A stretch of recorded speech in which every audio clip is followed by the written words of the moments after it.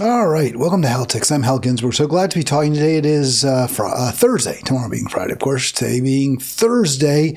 And this is, I think, about the latest I have done my live YouTube program, 4 p.m. Eastern Time. And it is a late start because, as I put in the community on YouTube and shared on Facebook, I was on Capitol Hill, and I stayed a little later than I sometimes do. Plus, I had some errands to do while I was out, so I really just didn't have an opportunity to prepare for the program before and be ready before 4 o'clock. So I'll tell you a little bit about what I was doing on the Hill with Code Pink, and with a relatively small turnout. I think the group is feeling a little bit positive. I don't say I was with the group, so I know there's definitely cautious, I don't want to say optimism, but cautious feeling things aren't quite as horrible as they were a few weeks ago because of the ceasefire. That said, the situation in the West Bank is terrible. It's gotten worse since the ceasefire was announced. It's not as bad. I don't have casualty numbers. I'm going to do, unless we start seeing death counts in the dozens, in the tens, in the dozens, in the hundreds, as we did day after day, week after week, month after month in Gaza. I think there were 2 maybe shot dead yesterday by the Israel. Israel isn't killing it anywhere near the rate it was in Gaza just a few weeks ago during the Harris-Biden administration. So there is a sense, maybe, just maybe, we're not quite in as awful space as we were, which is true, but there's always the fear that Israel will just again resume its genocide. Not that it's paused it, right? We see Israel as pausing its genocide of Palestine, not stopping, not ending it. And I don't know that we can possibly see that end until we have regime change in Israel and ultimately some type of self-determination that's guaranteed by the international community, with the United States leading that group, leading the world to ensure that Palestinians are protected from the genocidal Jewish state. Now, that said, the best solution, the ultimate answer, is for there to be one state from the river to the sea where everyone is a citizen, everyone has equal rights, and religious freedom is completely guaranteed and protected. That is the solution. It's the ideal. It's not perfect. Nothing's perfect, but it's the ideal. Can we get there? Probably not, I fear. Not because there's too much hatred, not because the sides are too hardened in their view. If you could wave a magic wand today and tomorrow there was one state and you had elections and they were truly protected, I think it would be okay. Things would work out. Maybe not.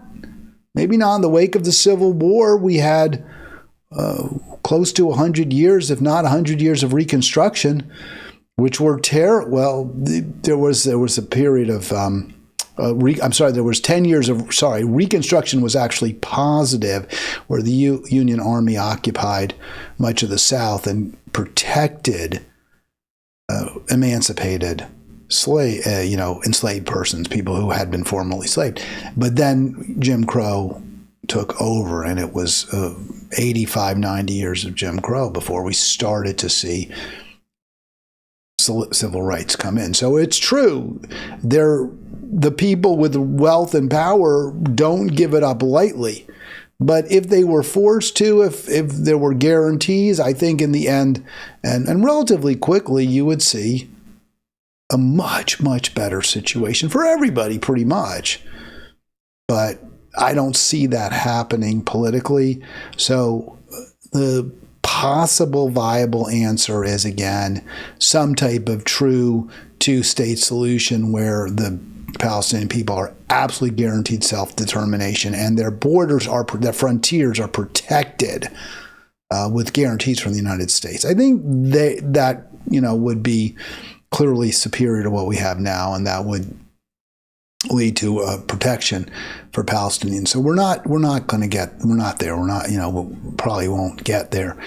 But at least if we're keeping our eyes as closely as possible on Israel, at least if Israel doesn't perceive the United States as having its back no matter what it does, then I think there is hope that the Palestinian people won't go about their day-to-day lives in constant fear of being killed, as they do, now live in constant and very, very understandable fear. So that's what we're working at Code Pink, is to have some kind of human dignity, human rights, security for people in Palestine. What we're doing, quite frankly, today is trying to get members of Congress to sign on to a letter. It hasn't even been completely, it's only half baked, it's not formed, but to draft, we have a proposed letter, but to have a letter that a Congress member actually circulates and gets signatures from presumably both sides. I mean, some Republicans, at least Thomas Massey, I believe is his name, in Kentucky, has been the best representative when it comes to protecting Palestinians. Thomas Massey of Kentucky, a Republican. So, and I understand he's like the most popular congressman there is. He doesn't take any kind of PAC money. He doesn't talk to lobbyists.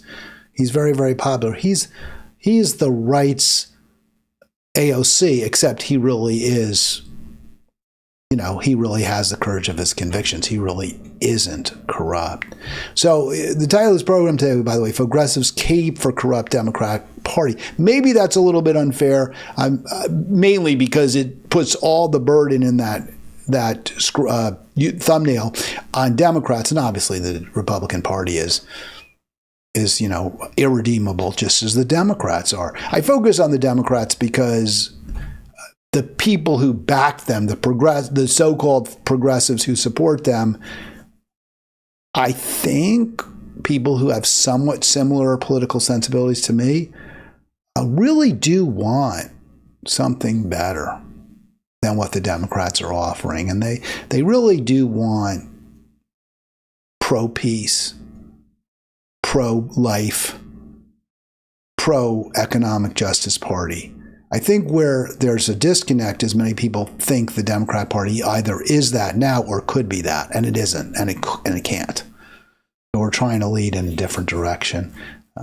And if Republicans want to join, and I agree, definitely think if we had that kind of pro-life, pro-economic justice, pro-peace party, then plenty of Republicans would in fact sign on.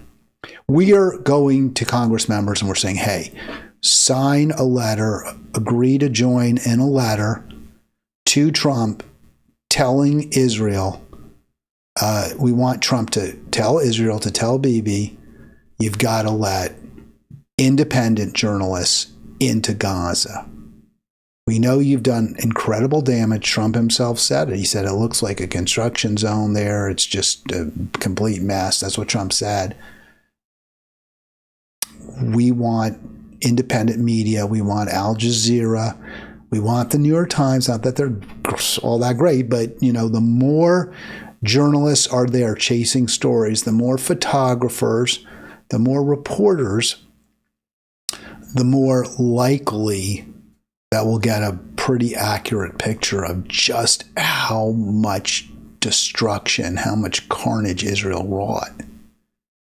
It's also really important to have those journalists there. Right now, Israel's the gatekeeper. You don't even get into Gaza unless they let you in. You have to be an Israel-friendly journalist. You have to be someone who's going to promote Hezbollah. Now we know images get out. People take pictures on their cell phones and they share them. And we see those. And there are people there on the ground who are able to let us know just, with a pretty good degree of, incredible degree of information that's shared. But that said, the best thing is not to have any pools, not to have journalists from CNN and NYT and Washington Post and Jerusalem and Tel Aviv getting reports from the Israeli military, the best solution is they're actually on the ground with photos. And we do see some again, but to get even more and more is important. And the biggest reason to have that, even more than documenting Israel's crimes against humanity, is to prevent Israel from moving forward with more crimes against humanity in Gaza, not a third, fourth Nakba, whatever, however many catastrophes Israel's already imposed on Gaza, to make sure that if there's a food riot, if maybe some Gazans start throwing stones at an Israeli soldier, Israel doesn't use those as pretexts to claim that the entire Hamas militant organization is rebelling against it, as violating the terms of the ceasefire, and therefore to justify more slaughter, more mass slaughter. So that's what we're trying to do. We're trying to get journalists into Gaza. Make sure that happens. 240-242-5646 if you want to join me. 240-242-5646. I'll go to the end of the hour.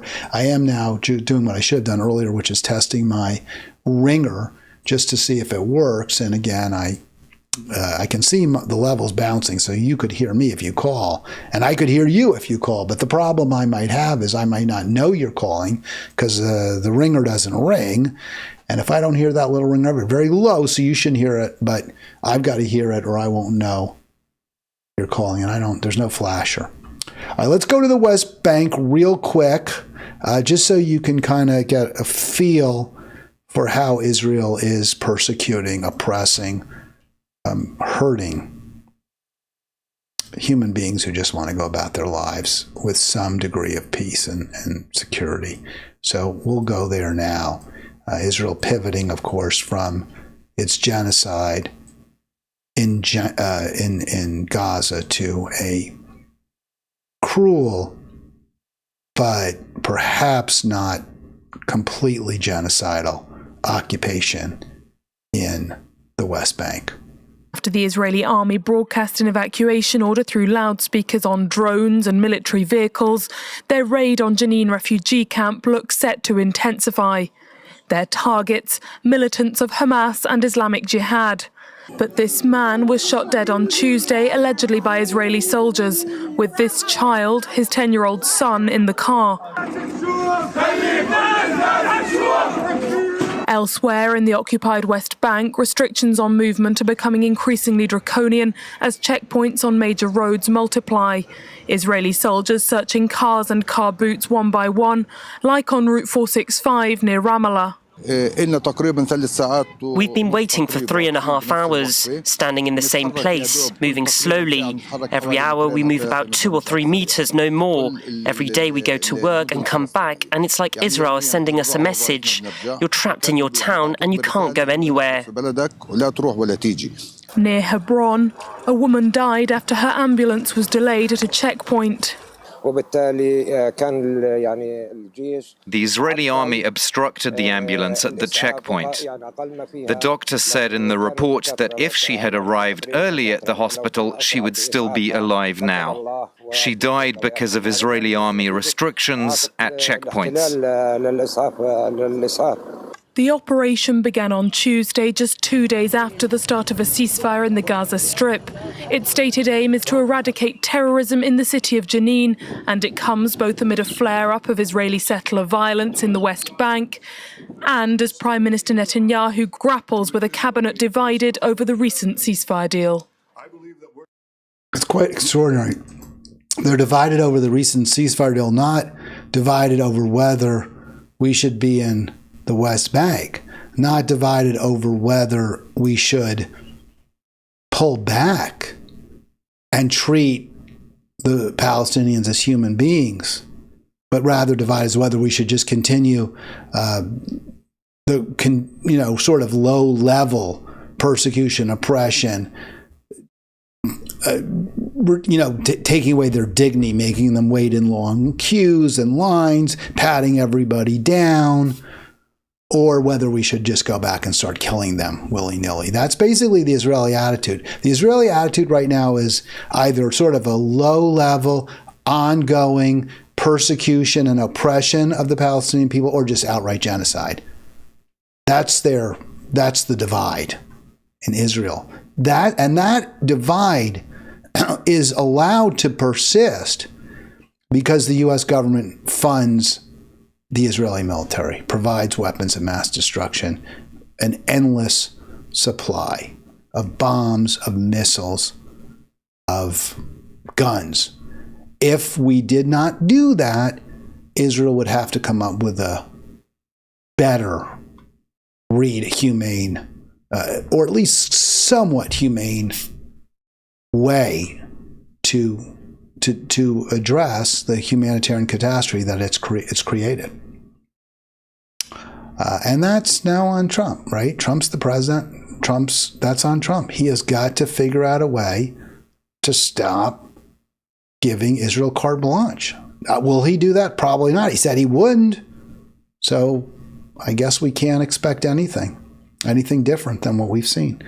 Okay, you'll get a kind of a flavor for what I guess we will see, what I just said, how awful it is. I've got some questioning by Chris Van Hollen. Chris Van Hollen, Democrat from Maryland, has been a senator that I have kind of done a little bit, I wouldn't say a 180, but maybe a 90 degree or a 135 on I used to like him when he first ran. I actually supported him over Donna Edwards in 2016 for U.S. Senate in Maryland. I think I was wrong there. I think in retrospect, I should have supported Edwards. There were certain areas where I really thought he was a little bit farther to the left, especially on trade. But at least he gave the right answers anyway when I asked him about trade and the Trans-Pacific Partnership. But he became pretty much a standard issue backbencher, didn't call out the Democratic lies, didn't challenge Democratic corruption, was a head of, he was in the House, the head of the House re-election committee, congressional re-election team. And, he just was kind of your standard issue corporate lawyer, U.S. senator. He did better once Israel began to do even worse, criticizing Israel, taking issue with what Israel is doing, trying to get Biden to stop providing support without any strings, without any conditions to Israel. He wasn't real aggressive about it. He wasn't nearly as strong as I would have preferred, but he could have been even worse. And I've given him credit for that. He also is very bright, very articulate, answers questions, and I do find that somewhat refreshing in a politician. By the way, if you want more Halitics, it's there 24/7 on Facebook. So join us on Facebook, and we'd love to welcome you there.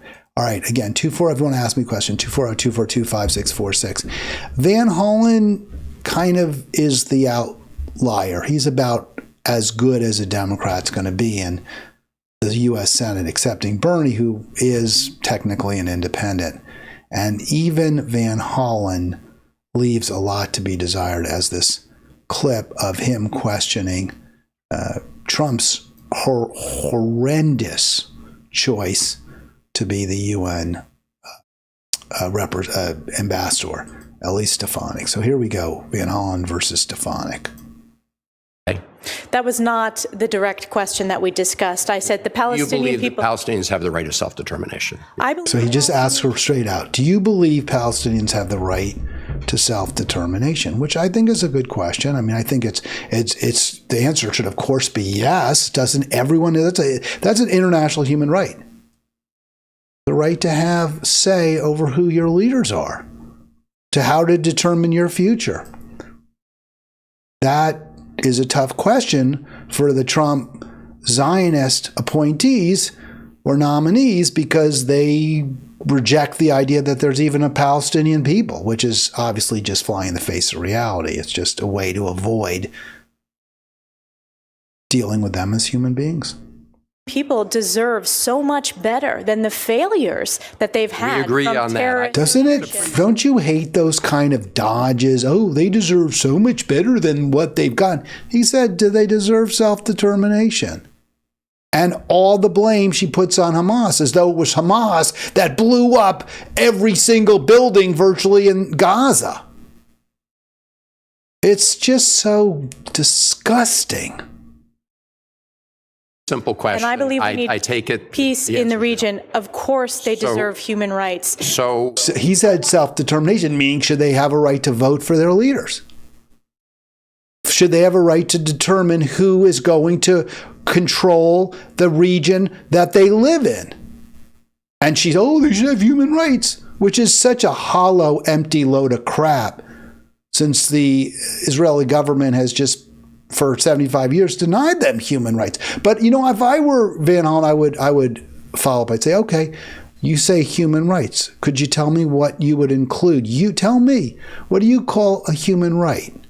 The right to vote? Is that a human right? The right to health care? What are the rights that they deserve? But see, these people are all about giving speeches. So Van Hollen gave her a little bit of cover there by repeating himself rather than following up on her language. Ensure that, number one, we bring the hostages home. So do all of us. Representative Stefanik, let me just ask you. I have 30 seconds left. I'm rarely surprised by answers in my office, but I did ask you whether you subscribe to the views of Finance Minister Smotrich. Of who? I'm sorry, Smotrich. This is the Israeli Finance Minister Smotrich and the former National Security Minister Ben-Gvir, who believe that Israel has a biblical right to the entire West Bank. And in that conversation, you told me that, yes, you shared that view. Is that your view today? Yes.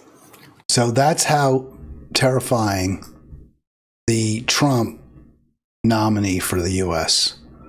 To be the UN ambassador is, Stefanik. Yeah, they have a biblical right. Okay. But I'm not going to let Van Hollen off the hook. Again, he didn't question her as well as I think he should have. She gave him a little bit. She said, yeah, they should have human rights. What does that mean to you? What do you mean by, when you say human rights, what do you mean by that? I would have asked her that very question. But let's listen to Van Hollen give a lot of cover to Israel. In Gaza and beyond, President Trump has an opportunity to bring some light at the end of a very dark tunnel we find ourselves in, the latest chapter being the horrific Hamas attacks of October 7th. The president has said he wants to bring long-term peace and security to the region. Clearly, Hamas can have no role in that case. Okay, let me stop it right there.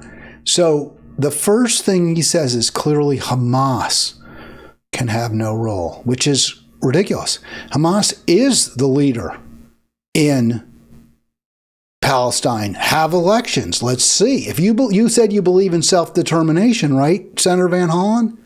Well, if the people of Gaza want Hamas to be their representatives, then they would have a role, unless you don't believe in self-determination. If you say, well, Hamas can have no role because they're, as you would call it, a terrorist organization, okay, well, who are the terrorists? You want to, try them? Go ahead, bring them to The Hague. Let's see what happens. But then you've got to put Israel on trial just as much as Hamas. You've got to put the Israeli government, you've got to put Bibi and Smotrich and Ben-Gvir and all of them on trial too, right?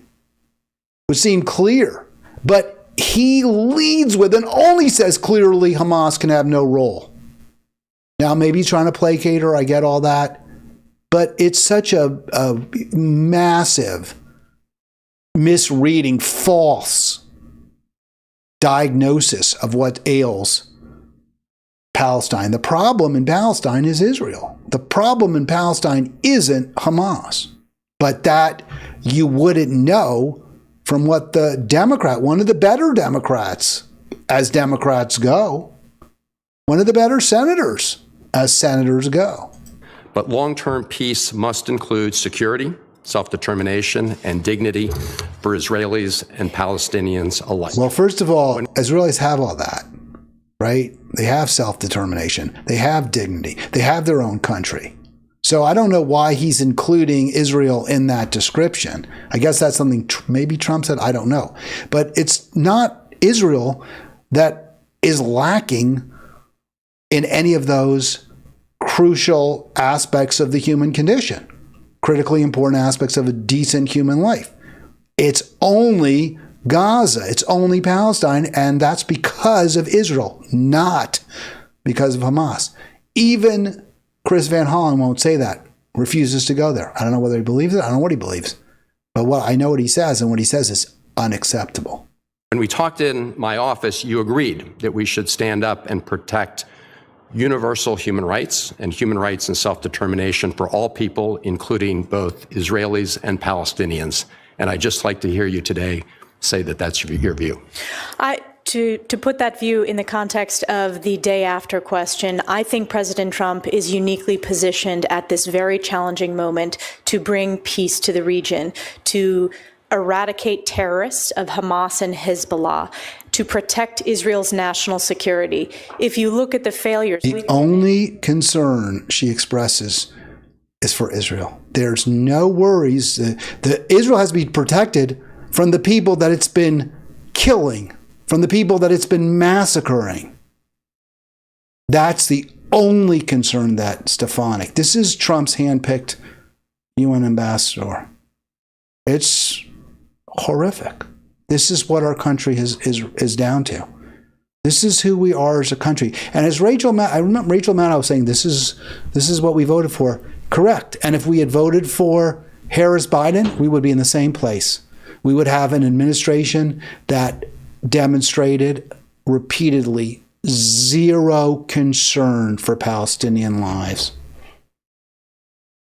And billions of dollars, and this is just the bilateral aid to the Palestinians, and it has been abused by Hamas. Representative Stefanik, it was a very simple question.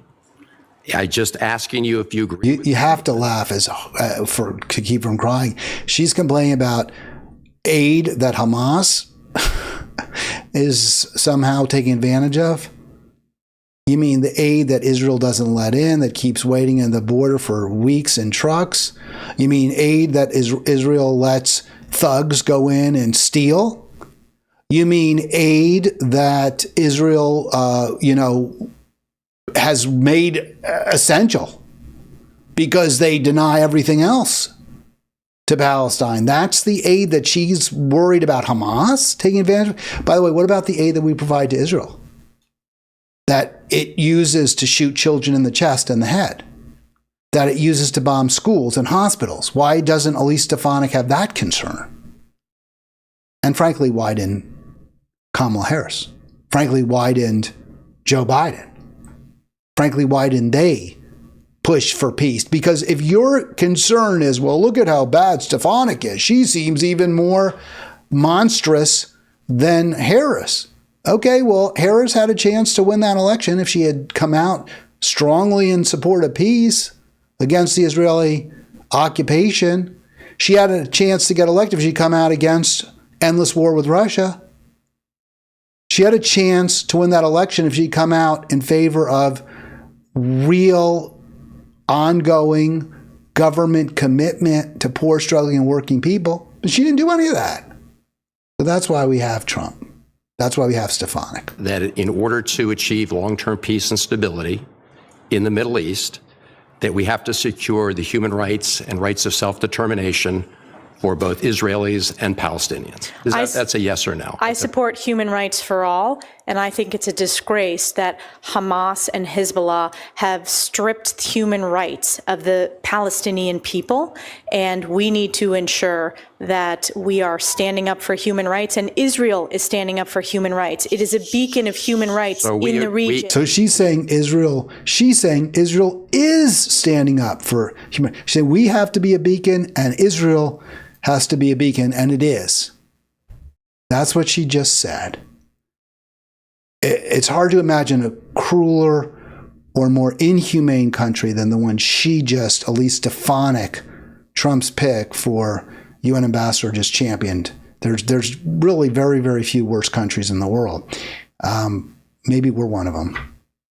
not to our own people necessarily. My life's pretty good. I can come on this podcast or YouTube and not get arrested, whereas probably in other countries that wouldn't be the case. But when it comes to the actual number of people killed, because I always talk about what are your metrics? My metrics are, how many people do you kill? You're one of the worst presidents of all time. People say Trump's the worst president of all time. How many people did he kill? Compared to W, a fraction. Compared to Biden, a fraction. So I look at metrics. In our country, Israel, if you look at the people how many we kill, the percentage of people that we kill versus our own population, the percentage of people that we incarcerate, we have far more people incarcerated than any other country in the world, even though India and China, maybe China has almost as many, but I don't think it does. And there's almost, 1.5 billion Chinese, 1.5 billion Indians.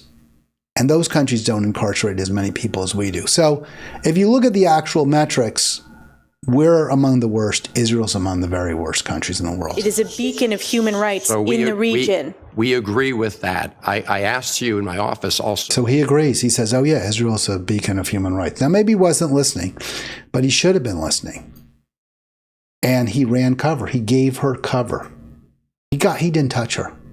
He didn't touch her. And he didn't get anything from her that he can use against her in the future. He can say, well, you told me this, and now you're doing that.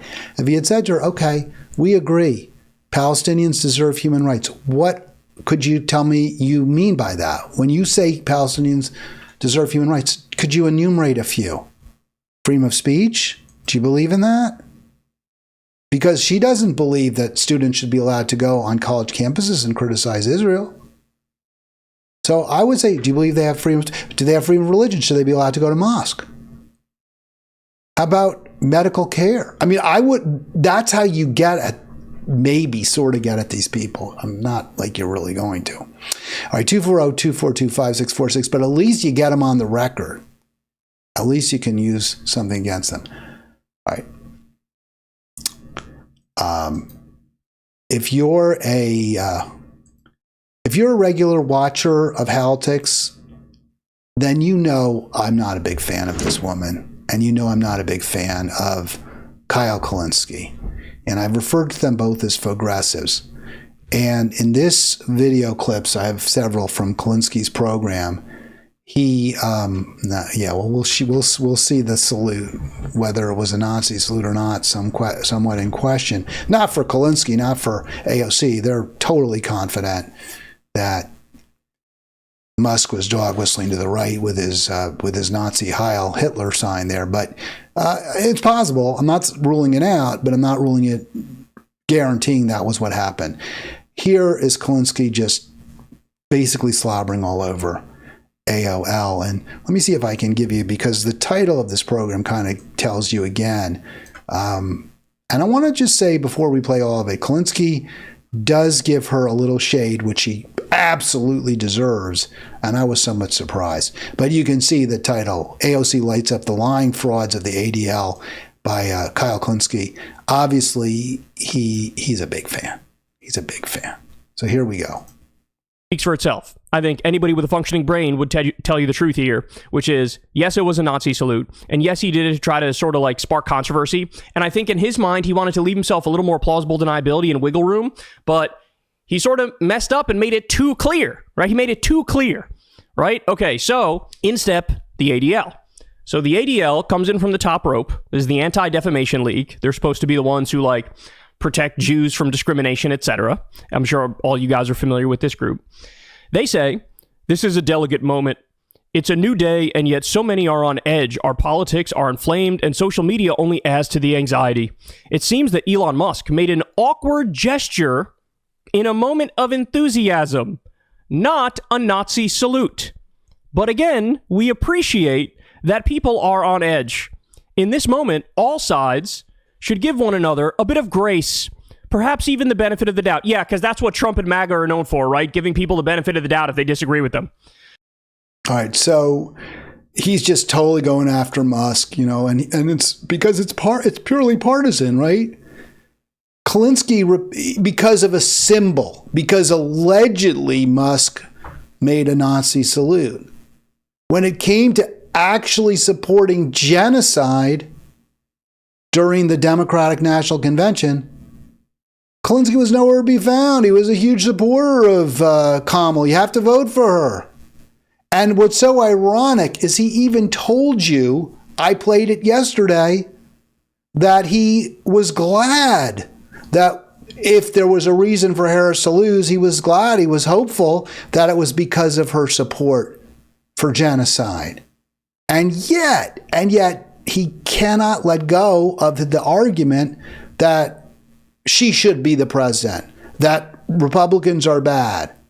So we're going to look at a symbol, which is maybe, just maybe, Musk gave a Nazi salute, and maybe he didn't. But we're going to say he did, and we're going to hammer the ADL for defending him. Now, I think the ADL is one of the most despicable, repulsive, loathsome organizations there is. But you don't get that criticism of the ADL, or specifically, and why? Well, let me say it this way. Why is the ADL so awful? Because it champions genocide, because it completely shuts down any debate, discussion about Israel. But you don't hear the criticism of Democratic politicians who do the same thing from Klinsky. Or if you do hear it, his basic concern isn't that what they're doing is just wrong and it's immoral and they're supporting genocide. His concern is, well, she hurt herself. She helped elect Trump. Not she shouldn't be president. Not Hillary Clinton is just a monster because she calls students who defend Palestine, who defend the rights of self-determination of Palestinians, she calls them naive. He doesn't go after her. But if it's a Republican, if it's a partisan Republican, then he's a Nazi. Now, is that a Nazi salute? I kind of think it probably is, but I don't think it's absolutely certain. And the ADL says, hey, let's give him the benefit of the doubt. That's kind of my view too. Now, I hate the ADL. They never give anyone the benefit of the doubt. But they'll give it to Musk because they think Trump, Musk are bigger supporters of the genocide than, I guess. I don't even know. I mean, you couldn't have been a bigger supporter. I don't know what their problem was with Biden, Harris. Harris, Biden were totally all in for genocide. So I'm not quite clear what it was about Harris, Biden they didn't like, but for whatever reason, they didn't. Here's the due dissidence bros taking the opposite position from Klinsky. They don't think this is a Nazi salute at all. Oh, and that's what they don't report on CNN, that he threw out a heart-shaped diamond at the end of the speech. Yeah. Okay, so this was the CNN take. Engaged. He is a hero. He is a hero to them. I just want to look at that salute that he gave again. Just if anybody missed it, we'll just show it again. He's just wrapped up here. You can hear the So funny. So they're laughing, they're mocking the idea that that was some sort of Heil Hitler. They're saying there's no way. Come on, he did this thing where he thumps his chest and the heart and the diamond. And you know what? I get that. I think that's an argument. Both sides are a little bit wrong here. Maybe I think Musk, I don't know Musk's history. I heard someone say that he had a history of anti-Semitism. I don't know if that's true. Maybe it's true. But, it's he certainly has plausible deniability there as well. So to me, this isn't that big a deal. It just isn't. But on the other hand, I'm not going to go as far as those due dissidence bros and say, oh no, it was just, I'm all excited, so I'm going to throw my arm out. Now, it doesn't look exactly like a Hitler salute.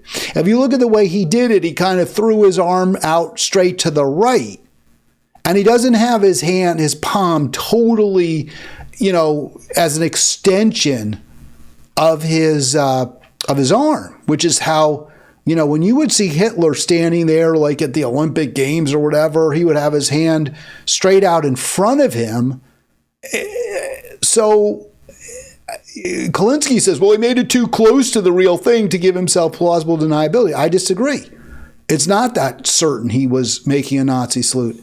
And the fact of the matter is that Jews aren't, if you're going to say, well, he's a Nazi, so we have to be afraid of him, I think that's fair to say what the U.S. government has been doing with respect to supporting the genocide of the Palestinian people, ethnic cleansing and the like, is comparable to what the Nazis did. But to argue that he's calling for a Holocaust of Jews, that's just flat out absurd. I mean, it just isn't. It isn't the case. But, that would be a much easier sell for Kulinski to his viewers than to say, oh no, both parties are evil. We have to move in a totally different direction, which is the real truth, which is the real answer. And that's what we do here. That's why I do this. I'm not about just placating you or telling you how evil Trump and his minions are and how despicable they are and how they are bad people. So are the Democrats. We've got to go in a different direction. We've got to reject both of them, both groups, if we want to have any future. Just a little bit more from Kulinski, because I want to get to the AOC part of it. Married to the Republican Party in the United States, to the far-right movement the world over.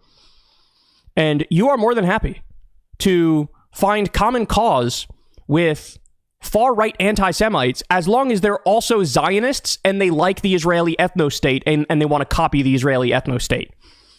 Right? If you're one of the far-right people who is anti-Israel and anti-Jew and genuinely bigoted in that sense, then they go, screw you. Right? Like the Nick Fuentes types. They're more than happy to condemn the Nick Fuentes types. But if you're an Elon Musk type who is anti-Semitic, has put out there anti-Jewish conspiracy theories, but you met with Netanyahu, you met with Ben Shapiro, you went to Israel, you regurgitate their propaganda, and you support Israel because it's an ethno-state and you're jealous, in that scenario, you're fine. I think that's right. I mean, I think he's correct. That is the deal.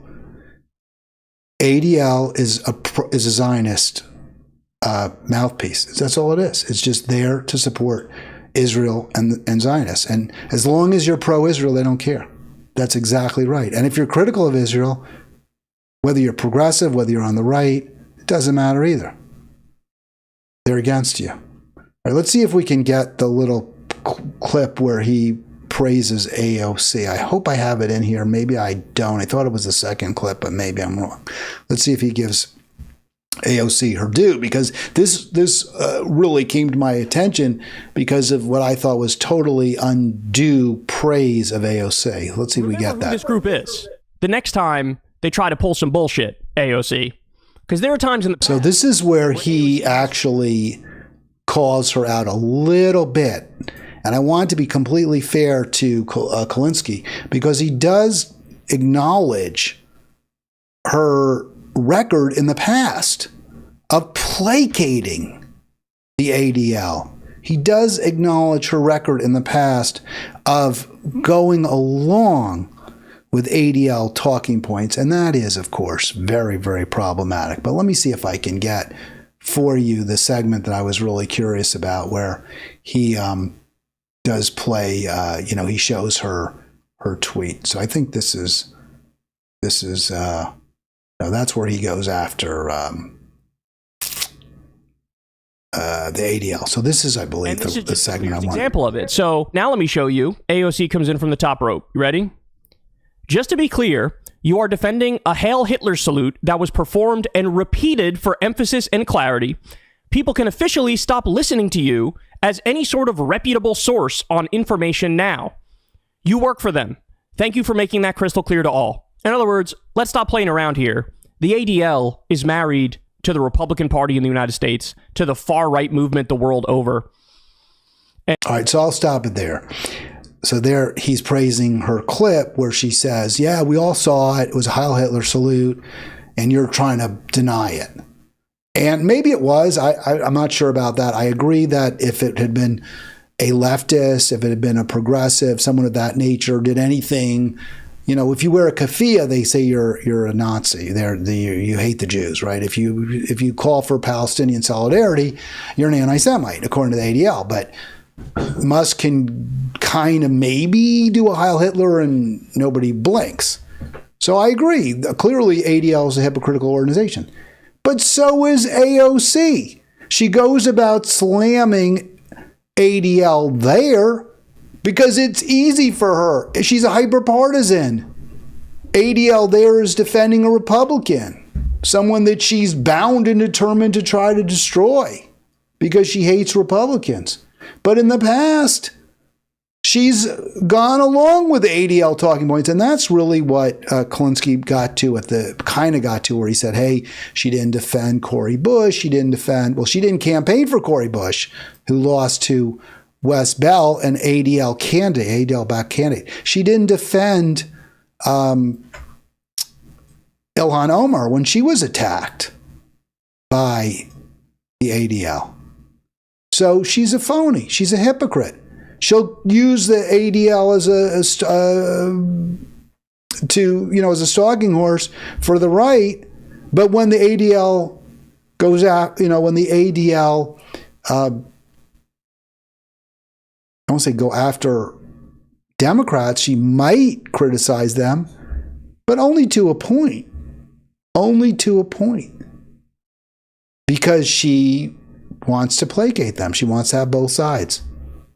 So, for example, she voted for this resolution. This is last year, November, after the election. The AOC voted for a resolution which endorses a bogus Israel lobby definition of anti-Semitism. And she broke with her squad and sided with the ADL. So she's a phony. When it suits her purposes, when she can get some cred with Dem establishment leaders like Hakeem Jeffries, like Mama Bear, like Schumer, then she'll go after the ADL. But when it might redound to her negativity, might harm her, she's not going to say boo. In fact, she'll go along with the ADL.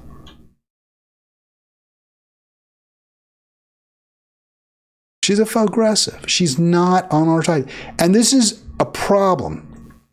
Because when she does that crap, she turns people against Democrats. She turns people against the progressive movement.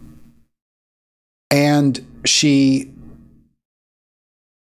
changes the focus from what it should be, which is a class-based war, which is an economic conflict between the haves and the have-mores versus everybody else.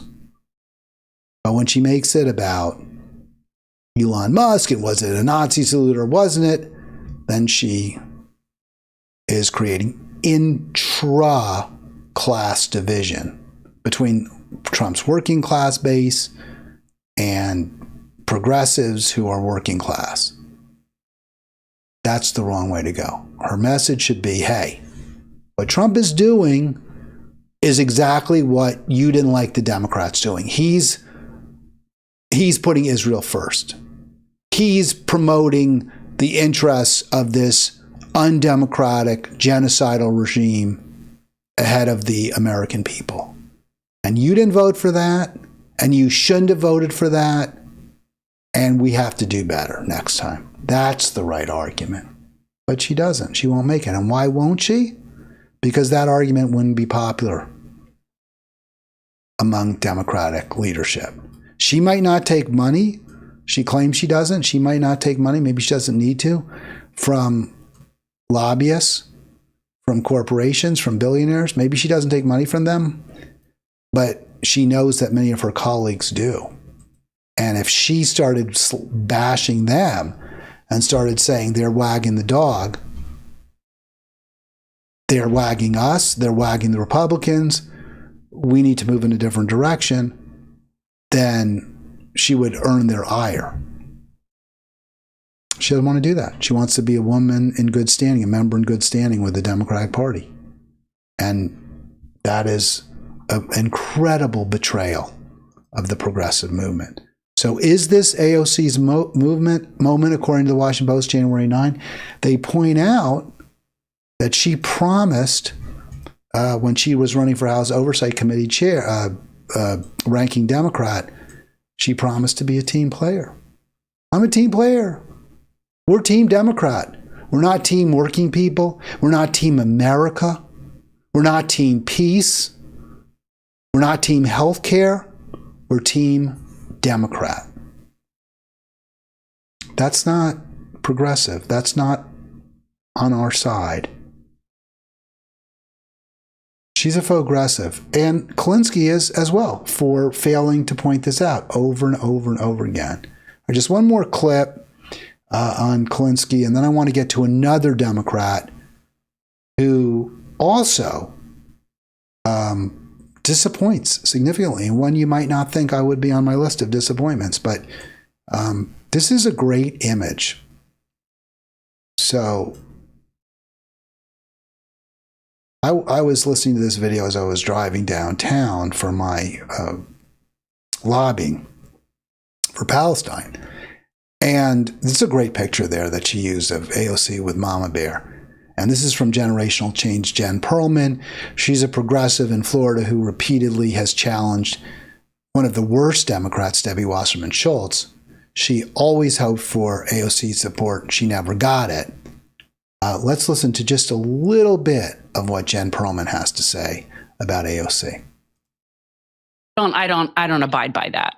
No. But I find Alex very disappointing. I've generally... She calls her Alex. I thought it was so interesting. For like a moment, I was like, who is she talking about? Apparently, she's known AOC for a really long time, and so has her guest at the bottom there.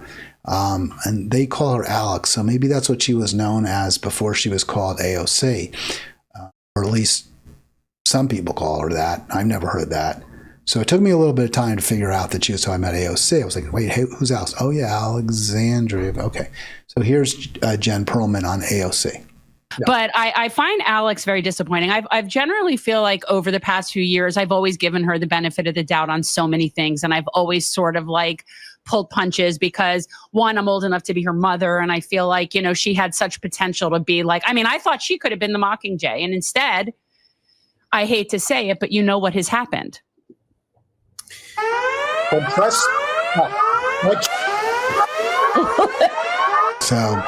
they call her the bootlicker, a bootlicker alert.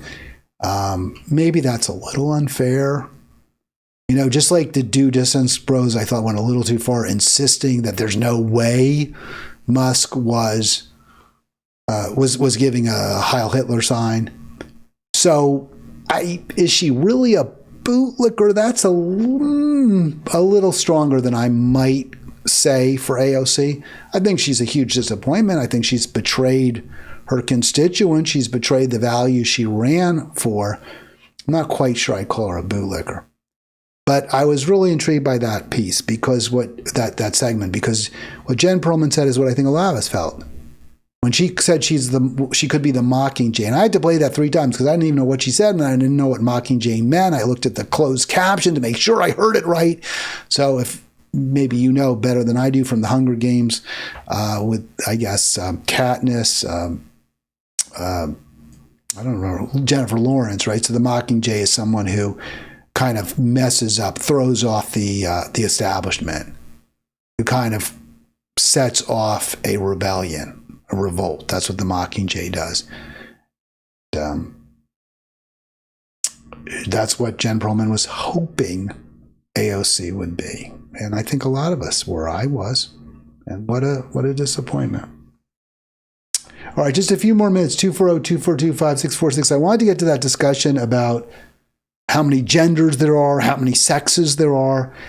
Tomorrow's a good day for that because it is the free-for-all, and a lot of that the content comes from you, from your posts on at Halitics, which again, since I mentioned Halitics, let's just give you a quick Facebook GIF. Yes, Halitics GIF. There it is. Want more? Join Halitics on Facebook. So it's real easy. Want more? Yeah, it's real easy. Just type it into your search engine and you'll find Halitics. All right, so last piece. This comes courtesy of Glenn Greenwald's System Update. It's an interview done by Michael Tracy, and I thought this was quite interesting. I enjoyed listening to it, and I felt it was instructive. This is from maybe, okay, I have the date on there, January 9. So this is at the Peace Ball. I had to look that up. A bunch of self-righteous, sanctimonious Democrats get together at Busboys and Poets and praise themselves for being pro-peace. That said, I can mock it. One of the great heroes of the peace movement actually was there and spoke, Medea Benjamin. I saw Medea today, so she's great. But you are talking to a lot of people who are taking advantage of that event to present as pro-peace when they're not. Cori Bush, former representative from Missouri. With Michael and Congresswoman Bush. You mentioned in your speech earlier at this event that we're at the Peace Ball, we want to basically advocating for a general movement of peace. I'm wondering how you relate that to the issue of Ukraine, because it seems like the Democrats in Congress were almost virtually united, actually 100% united in funding Ukraine, which, whether you like it or not, that does involve sending a giant amount of munitions and weapons and armaments into a hugely destructive war where you have hundreds of thousands of casualties, Russians and Ukrainians piling up in the battlefield. And the only criticism was coming from a section of Republicans. So that's a great point. And this was something we discussed today at the Code Pink event on Capitol Hill, was for those who argue, well, you had to vote for Harris because as bad as she might be, as you claim she is, nevertheless, Dems are better than Republicans on every issue. Republicans are worse on every issue. And I was talking to peace activists, and we agreed, no. Trump was better. That was the term she said. Trump was much better than the Democrats on that issue because he did say we need peace with Russia. We need to end this war. And he was 100% right. Now, will he do it? I don't know. His rhetoric was so much better than the dishonesty, the lies coming from the Democratic leadership, which is, oh, we have to stop Putin. No, this, we don't want Putin, to roll into Poland. That's what's next, which is just all false, just flat out false. But that was the justification. And now Michael Tracy is saying, hey, every one of you voted for this awful war. You voted to keep funding it, to maintain it, not to promote peace. How can you have done that and then be at this peace ball? Here's Cori Bush's answer. So is there any contradiction? And let me just add, look how it says for. She's not even in the party anymore. She's not even at the big party in Congress. She's out. You'd think she might be willing to, what do they say, spill the tea? I hate that expression, but yeah, spill some tea, Cori, please, please, please. Here's what she has to say. In terms of you calling for peace or Democrats calling for peace and not being willing to at all reevaluate the policy on Ukraine, which has really been extremely catastrophic. It's some of the most... It's a long question. It really goes on. Well, like 100 years ago. And Democrats, from my perspective, just to be honest with you, have been very missing in action in kind of critically evaluating that policy and just going along with it, whatever the Biden-Harris administration wanted. But you let her talk. Really, what about diplomacy? What about some other option rather than just dumping endless weapons into Ukraine? Is that fair, do you think? I think the other part of that, though, is the threat of U.S. troops by the masses moving to the ground was a very real thing. At least that's how it was presented. It had been presented to us in Congress, and for me, presented by who? Presented by the administration. That would be a very real thing. So she's saying, let me just be real clear. I think it's clear, but I want to just. There's no question. What she's saying is that the administration, Harris, Biden, went to Congress and said, we want all this billions, millions and millions of dollars earmarked for Ukraine.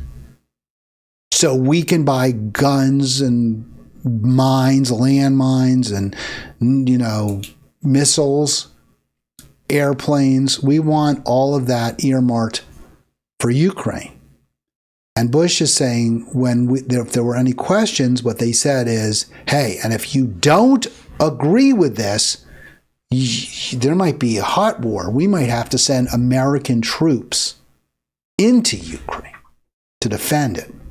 So better we fight with their soldiers than with our soldiers. That's what they told Cory Bush. That's what the administration said. Your choices are either we funnel billions of dollars into Ukraine, perpetuating a long, endless proxy war with Russia, or we have a hot war with Russia. You choose. Now, obviously, those aren't the only choices, because what Congress could have said is go pound sand, and no, we're not going to authorize you to send troops. Because in the Constitution, it says only Congress can declare war, and Congress should have declared then no war. And then tried to dare the president to start. Now, probably the Supreme Court would side with him and say, oh, yeah, you can send the troops, go ahead. But over a declaration by Congress, no war, I don't think even Biden would have done that. Trump might. I don't think Biden would have. Did we want to keep U.S. troops from having to go to Ukraine? So that was the thing that people were weighing. So the White House presented, just to clarify, the Biden White House presented the issue to you as if you don't supply the weapons that they say are required, that could involve that might mean that U.S. troops would have to go into the combat.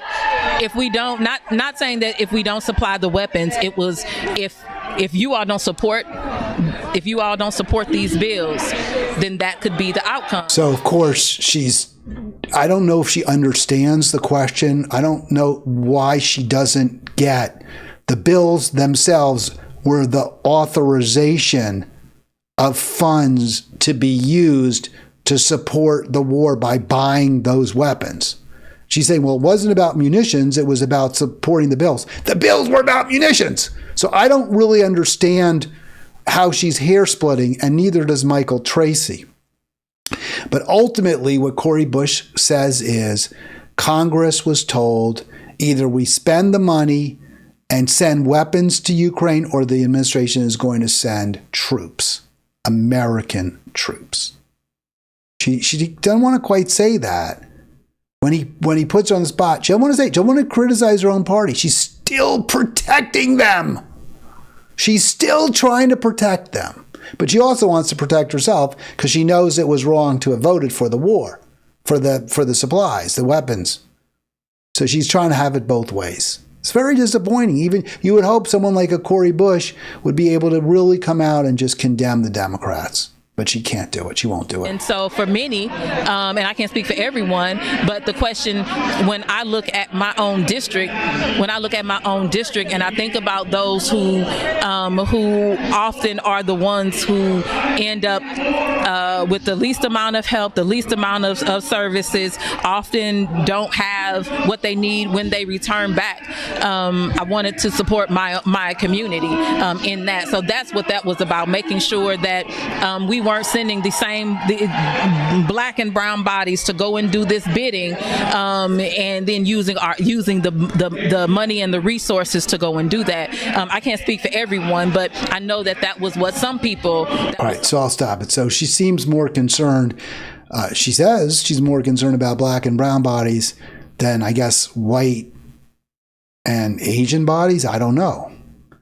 I don't understand that one. It seems to me all lives are precious, and we shouldn't be sending any American troops, regardless of the color of the skin of those troops. But I get it. Her district is predominantly, or at least it's 50%, I think, African American.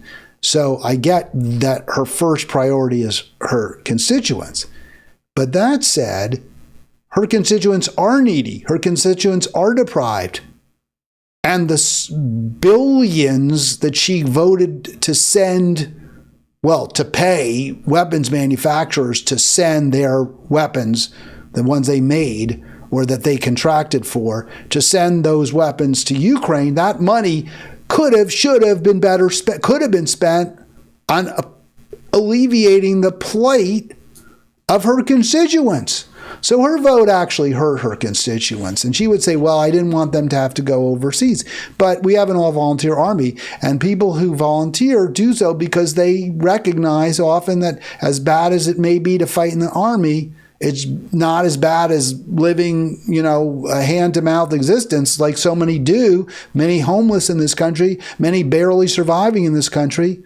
That's the reality. So I think Bush's concerns are fair. Of course, we don't want a hot war, but what she should have done is she should have spoken out against the administration. She just said, this is wrong. They're trying to force us to support this horrible war. And I get that she would have been pilloried and she would have been attacked and she would have gotten in the neck from her fellow Democrats, but she lost anyway. She was voted out anyway. A. B, if she had done that, maybe, just maybe, she leads a real movement to topple these corrupt, malevolent forces that control us, that control our country, that control our world. Maybe, just maybe, when you do the right thing, someone will listen. That's why I do this program. I'm hoping people are listening. I'll be back tomorrow. It will be the free-for-all, and I hope to be on. The plan will be a noon start time, a noon East Coast start time.